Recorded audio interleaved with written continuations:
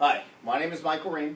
I'm an attorney. I practice DUI defense, and this video today is an informational video to ideally assist you in understanding what you're going to be expecting in court, what are the potential penalties, reductions, and how to best handle your situation from this point on. And it's specifically dealing with Santa Cruz County. It's not a guarantee of an outcome or any kind of an implied result, anything to that extent. It's just based on my personal experience handling DUI defense cases in Santa Cruz. So first off, you need to take care of the DMV. You should have been given a pink piece of paper. It's a temporary driver's license when you were arrested. And what that driver's license in essence says is that piece of paper is valid for 30 days from the day of the arrest.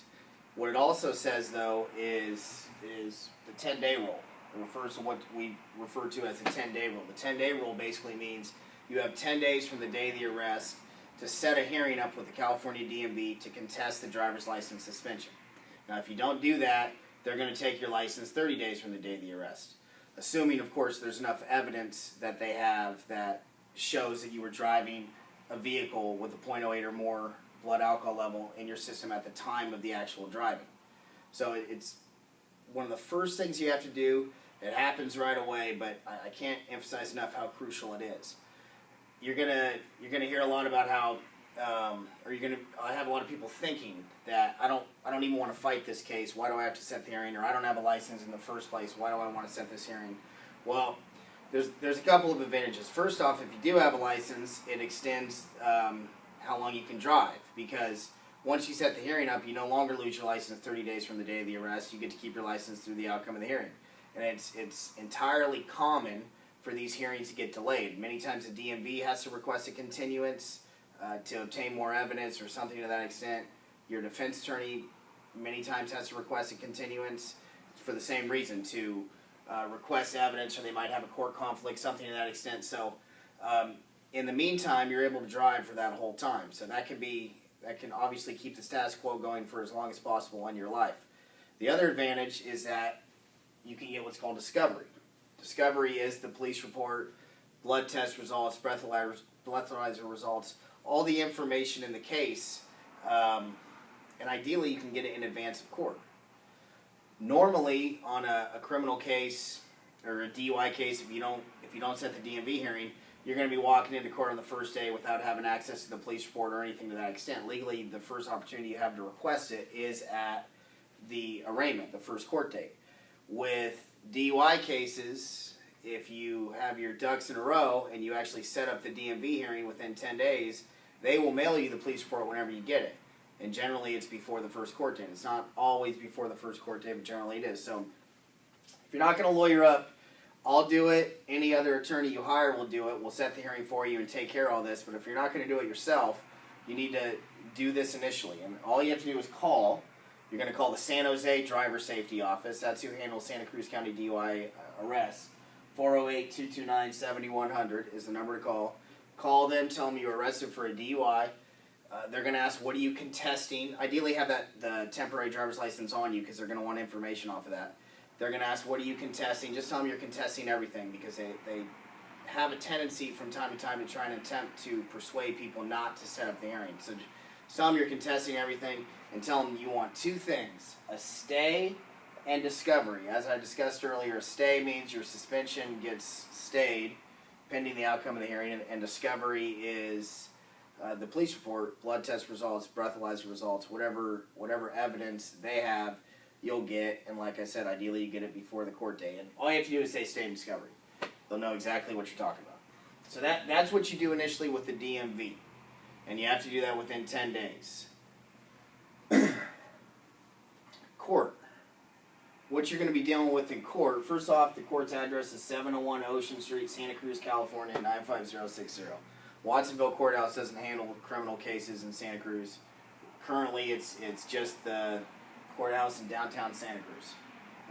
You're either going to be in Department 1 or Department 2, and you're not going to find that out until the day of the arraignment. Both departments are fairly consistent with the offers and the sentences. In some counties, you'll have multiple departments that handle DUI cases, and you can see a a range, a big range of discrepancy as far as the sentences. Certain judges in certain courtrooms give different sentences and so forth. Santa Cruz is pretty consistent in each one. So, what is a sentence on a first offense DUI in Santa Cruz? Now, keep in mind this is just based on my personal experience handling DUI defense cases. This isn't a guarantee as to outcome or any kind of an implied result, but based on the cases that I've handled and that I've seen, this is what you're to expect. This is for a first offense. You're going to have four things, basically, is what it comes down to. Time, a fine, the DUI school, and informal probation. So if you break this down, let's look at time. You're going to read a lot of websites from attorneys, and you're going to probably hear a lot of talk about how there's a minimum of 48 hours in jail on a first offense DUI.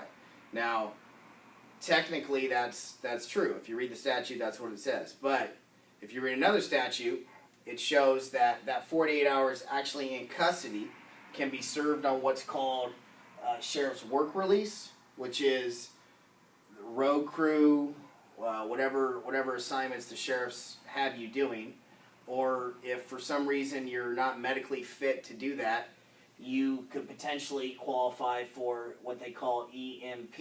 EMP is, in essence, ankle monitoring. Now, I'm not saying your sentence is going to be 2 days, but the range of sentences in Santa Cruz County on a first offense DUI, whether it's 2 days, 10 days, 15 days, you're gonna get sentenced to the jail on those. It's going to be 2 days jail, 10 days jail, 15 days jail. But then they'll give you the right to apply for this work release or the EMP. And in order to be successful, to get that, you basically have to be physically fit. So they don't want any kind of a liability as far as health-wise if you're going to be out there working in the sun, anything to that extent. Every once in a while, if you have a resisting arrest or some sort of a battery on a peace officer charge associated with the DUI, then obviously they're going to be less willing to allow you to do it on that. But in my personal experience, I've never had a client go to jail on a first offense DUI. And I've rarely really heard of anyone going to jail on a first offense DUI unless they just totally screw up this work release or ankle monitoring. And for the most part, most people don't get denied from the work release. Most people, even if you're not extremely physically fit, they have what's called light duty work release, where they just have you doing, non-physical labor activities. So that's, whatever the sentence may be as far as time, that should be at least your option in Santa Cruz County. Now, as far as how much time you're going to get, this is where Santa Cruz is it's disproportionate really to the rest of the Bay Area, Northern California in general. It has a reputation, and it is a very liberal area. But in Department 1 and Department 2, if you're facing a first offense DUI, you wouldn't really know it, because their standard offers on these cases, really, I've seen a lot of, it kind of starts at around 10 days many a times. It can go lower. You see sometimes 2 days, but I see a lot of 10-day offers. I see a lot of 15-day offers. That's not always ultimately the sentence, of course, but the district attorney tend to offer far more days than most counties surrounding Santa Cruz. Really any county that I've ever practiced in around in California at least. So you're looking at anywhere from 2 to 10 to 15 days, even potentially higher if you have any kind of a high blood alcohol or if there's another charge associated with it, or driving on a suspended license or something to that extent. You can even get up to 25, 30 days. I've seen as high as 45, 60-day offers on first offense DUIs in Santa Cruz County. Now, that was never ultimately the sentence, but it's somewhat shocking if you're an attorney and you handle DUI defense cases in multiple counties. You're not necessarily expecting such a high offer. And you get those high offers in Santa Cruz. But keep in mind, no matter what it is, you're not going to actually have to do the custody time unless you completely screw up signing up for work release or something to that extent. You're going to be facing a fine. It's going to be around $2,000 to $2,500 is around the fine range, and that's non-negotiable for the most part. On a first offense DUI, that's what you're looking at. Every once in a while, you can convert this fine to time, meaning instead of paying the fine, you're going to do extra time either on the work release or on the ankle monitoring. Keep in mind the work release and the ankle monitoring cost money as well. So a lot of times you're not saving a great deal of money. They will let you make payments on the fines, and they'll set up a payment schedule right then and there in court. They'll ask, when do you want to start it? How much a month can you afford? Can you afford $50, $100 a month? And then you'll set it up there. That's what I would normally advise people to do, as opposed to converting it to time. The DUI school. Now, the DUI school, you have to understand, if you're convicted of a first offense DUI, the California DMV is going to require you to complete a DUI school regardless, even if the court doesn't order it. But the court is going to order it. And they're going to order one of two schools, either the 3-month or the 9-month school. And it's whatever the school is based on what your blood alcohol level is. So if you're a .20 or higher, you're going to be ordered to do the 9-month school. If you're a .19 or under, you're going to be ordered to do the 3-month school. Now, this is negotiable. Keep that in mind, because you get a blood test result back, it shows you're a .21. That doesn't necessarily mean you were a .21 at the actual time of driving. So a lot of times you'll see these cases negotiated where myself or whoever your defense attorney is, and the district attorney stipulates on a lower blood alcohol level, .19, something to that extent, and in return you'll get the 3-month program. So either way, you're going to have to do one of the two, either a 3-month or a 9-month. It's based on your blood alcohol level, but your blood alcohol level, in a sense, is negotiable as far as dealing with these cases. Informal probation, and I have the word informal underlined. There's two types of probation. There's formal and informal, and they're both as they sound. Formal is formal. You have a probation officer. You can get drug tested. You have to check in, things to that extent. Informal is informal. You don't have a probation officer. You're not going to get drug tested. You don't have to check in. Nothing to that extent. There are some conditions of probation. You have to have no alcohol in your system when you drive. That's one of them. You can't refuse any kind of a chemical test, which you really can't do regardless. They give a catch-all provision, obey all laws, which in essence you're going to have to get another misdemeanor or obviously higher felony case. Technically, they could violate your probation under that obey all laws provision for some sort of an infraction, but I've never personally had that happen to any of my clients, and I've never heard of it happening, and I've never seen it done. And then they're going to give what's called the SR-22 requirement. SR-22 is just auto insurance, basically. It's proof of high-risk auto insurance. And you're going to be on a catch situation where if you don't have this SR-22, this proof of auto insurance, on file with the DMV, then the DMV is going to suspend your license. The court is not saying that you have to get an SR-22 certificate and driver's insurance. They're simply saying that if you want a valid license, you do. So if you don't plan on driving, you don't have to get it. But if you want a driver's license, you're going to need the SR-22. And your insurance company is supposed to electronically forward that information to the DMV. But if you miss a payment, if you have it on direct debit, something to that extent, something goes wrong, and they take back that SR-22, then you're going to get your driver's license suspended. You can just go down there and get it back, of course, but it's still a condition of probation. The probation length is 5 years. It's another unique aspect of Santa Cruz County. Most counties in the Bay Area, Northern California, are 3 years informal probation on a first offense DUI. A couple of them have 4 years, but 5's the maximum they can give you by law. It's very rare to see a county that would actually give 5 years informal probation, but Santa Cruz does. And so all those terms, the obey all laws, the no refusal, the zero tolerance when you're driving, those are all, the SR-22, those are all going to be valid for 5 years. So in summary on that, you're looking at 4 things. You're looking at the time, whatever it is, 2, 10, 15 days, whatever it may be, you're looking at time. And that time, you should be eligible. Like I said, I've never seen anyone not eligible necessarily for what they call either work release or EMP. So you shouldn't be going to jail on a first offense DUI, is the bottom line. The fine, around $200 to $2,500. You can make payments on the fine, and you have 5 years to pay it off. So payments is always the ideal solution on that. Unless you can pay the whole thing up front, then you should just knock it out. The DUI school, that's either going to be the 3-month or the 9-month program. That's based on the blood alcohol level. And then informal probation. Time is negotiable. The fine really isn't negotiable. The DUI school is somewhat negotiable. Informal probation, there are circumstances when you can potentially get a less than 5 years, but you're going to have to show extreme circumstances. A lot of times, I've had clients going into the military where the military won't allow you to be on probation, so you can negotiate some sort of disposition to reduce probation a significant period of time. But generally, I've had to, in return, the clients had to be willing to do quite a bit much more time. Generally, usually by EMP, by ankle monitoring in that situation. But for the most part, informal probation is non-negotiable. There's rare circumstances, but for the most part, you're not going to qualify for those circumstances. So there's 4 things you got to worry about. Santa Cruz County, on a first offense DUI, you don't have to install a breathalyzer or anything to that extent. Miscellaneous issues. The high blood alcohol, we can start with that. High blood alcohol basically means you're a .20 or over. That can come with additional time. That can come with the 9-month school.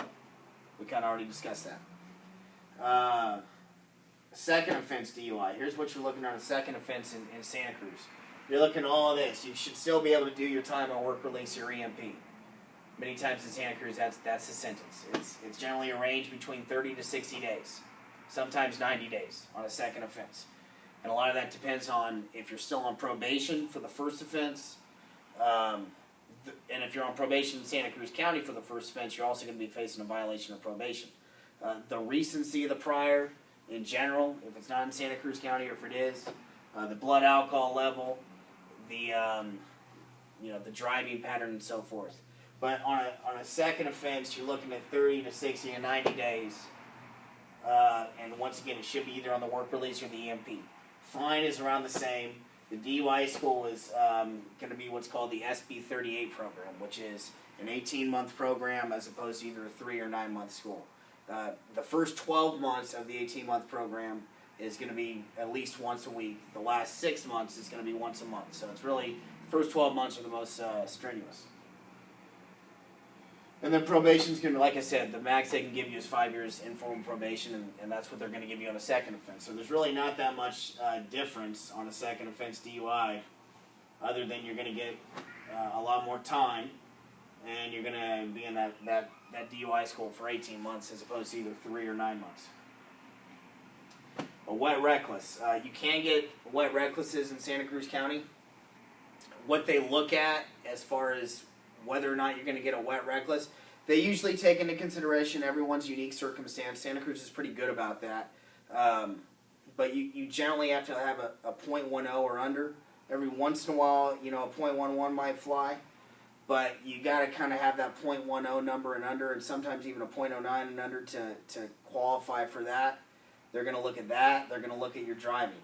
Were you driving poorly at the time? If you weren't driving that poorly, or you got pulled over for a reason independent of driving, then that puts you in good line to get a wet reckless based on that factor. And then they're going to look at character. If this is your third DUI, second DUI, you can still get a wet reckless, but it can be much more difficult. If you have a lack of a criminal record, it can be easier. If you have a extensive criminal record, it can be more difficult. So you're basically looking at character, you're looking at the blood alcohol level, and you're looking at driving. So that's basically it. As far as first thing you got to do, the DMV. You have to call them at 408-229-7100. Got to call them within 10 days. You tell them you want to set the hearing up, you want to contest everything, you're requesting a stay and discovery. Time, fine, DUI school, and formal probation. You're looking at all those on a first and second offense DUI. Time on a first offense is generally around 2 to 10 days, maybe 15 days. A lot of it, like I said, depends on the blood alcohol level and the driving and the character, once again, on those 3 factors come into play whether you're asking for a wet or you're asking for just damage control on a first or second DUI, third offense DUI, whatever the situation may be. Those are the kind of the big 3 factors that are looked at. And like I said, no matter what the level is, you should be eligible to do it on the work release or EMP. The court's going to at least, in my experience, allow you to sign up for those. And also, in my experience, I've rarely seen a client get denied from those. I don't know if I ever have. I've seen clients not sign up in time and screw up the process like that, but I've never seen them necessarily get denied. The fine, the DUI school, informal probation, the court's at 701 Ocean Street, Santa Cruz. You're going to either be in Department 1 or Department 2. Wet reckless, like I said, the same factors to get a wet reckless come into play as whether or not you're just trying to get a reduction in sentence.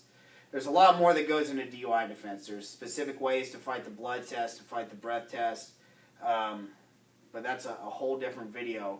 But just for your own anxiety level or just knowledge, what you need to do right now is set up a hearing with the DMV or call myself or another lawyer to do it.